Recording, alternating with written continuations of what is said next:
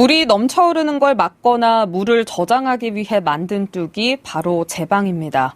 이 태화강에도 예외 없이 제방이 있는데 태풍 때마다 논란의 중심에서는 태화강 제방에도 숨겨진 사연들이 많다고 합니다.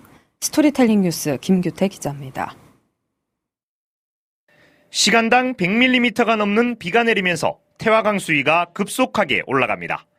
400mm에 가까운 기록적인 폭우로 태화강엔 홍수경보가 내려졌고 순식간에 제방끝까지 물이 차오릅니다. 다행히 범람으로 이어지지 않아 더 큰 침수 피해는 막을 수 있었지만 실제 태화강 제방은 물이 흘러넘치는 걸 막기 위해 만든 건 아니었습니다. 1914년 태화강 일대입니다. 태화강 주위엔 제방 없이 땅만 덩그러니 남아 있습니다. 태화강에 제방이 생긴 건 일본 강점기인 1930년 전후. 5년간 당시 울산교 공사비의 10배에 이르는 96만 5천여 원이 투입된 울산 최대 토목 사업으로 조선총독부가 주변을 농지로 받고 소장료와 물세를 받기 위해 제방을 쌓았습니다.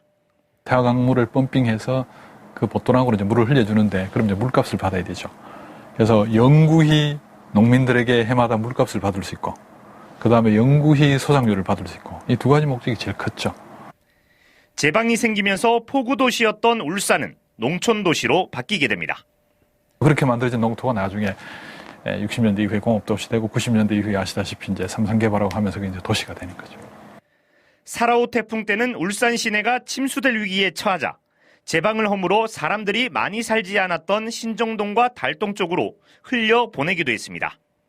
삼산 본동 마을은 뒤에 삼산이 남아 있어가지고 이제 잠기면 그 산 위로 피난을 갔대요. 근데 중리 마을은 전부 평지거든요. 그래가지고 마당에다가 그 흙을 모아가지고 뚝을 쌓아놨대요. 그래서 물이 침수가 되면 거기 올라가서 물 빠질 때까지 피한답니다. 제방 축조로 인한 부작용도 적지 않습니다.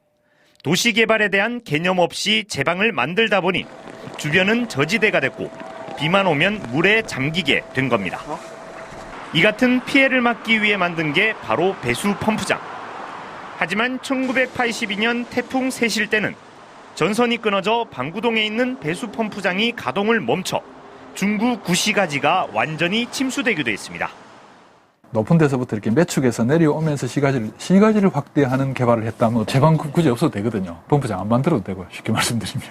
근데 우리는 이쪽에는 손을 안 대고 땅에 저지된 손을 안 대고 그냥 끝에다가 제방만 쫙 벽을 세웠어요. 태화시장 일대가 이번 태풍 때 엄청난 침수 피해를 입은 것도 배수 펌프장이 없기 때문입니다.